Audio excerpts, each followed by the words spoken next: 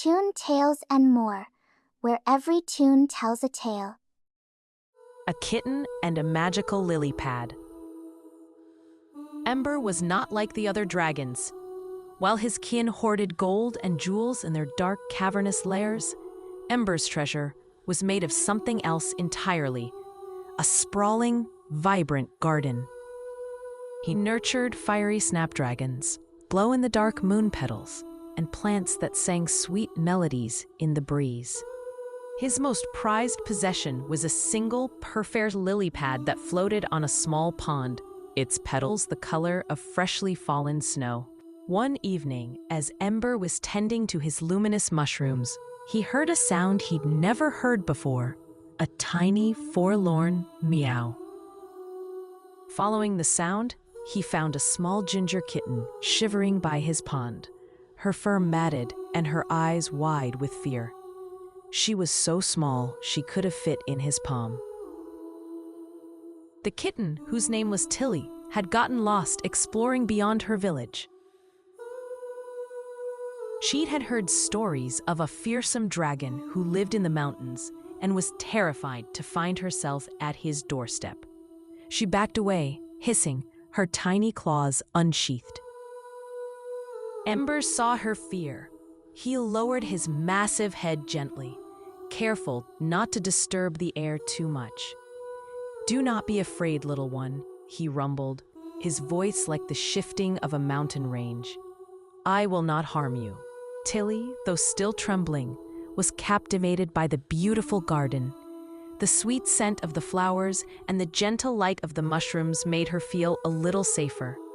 She saw the perfect white lily pad, and forgetting her fear for a moment, padded closer, her whiskers twitching.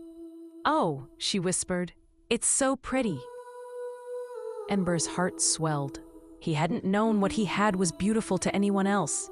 He had been so focused on protecting his garden that he had never thought to share it. He nudged a large, smooth stone closer to the pond so Tilly could sit on it. From that night on, a strange friendship blossomed. Tilly, no longer afraid, explored every corner of the garden. She chased fireflies, pounced on singing flowers, and napped on the mossy banks of the pond. Ember found himself watching her, a soft smile on his draconic face. He learned that the little things she did, the way she kneaded her paws into the soft earth, the purr that vibrated through her tiny body, brought him more joy than all the gold in the world. One morning, the white lily pad began to wilt. Ember knew it was because of a rare mountain frost that had swept through the valley. He tried everything, breathing warm air on it, singing his softest song, even shielding it with one of his mighty wings. But nothing worked. The lily pad's petals began to turn brown, and its light grew dim. Ember was heartbroken. Tilly saw his sadness.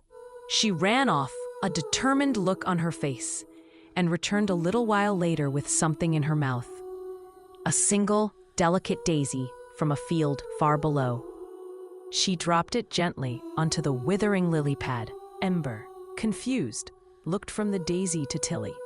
"It's not as pretty," she squeaked, "but it's a gift for you." In that moment, Ember understood. It wasn't about possessing something perfect. It was about giving a piece of yourself, even if it wasn't grand or magnificent. He nudged Daisy closer to the lily pad, and as the sun rose, a strange and wonderful thing happened. The little daisy began to glow with a gentle light, and its roots intertwined with the lily pad's, breathing new life into it.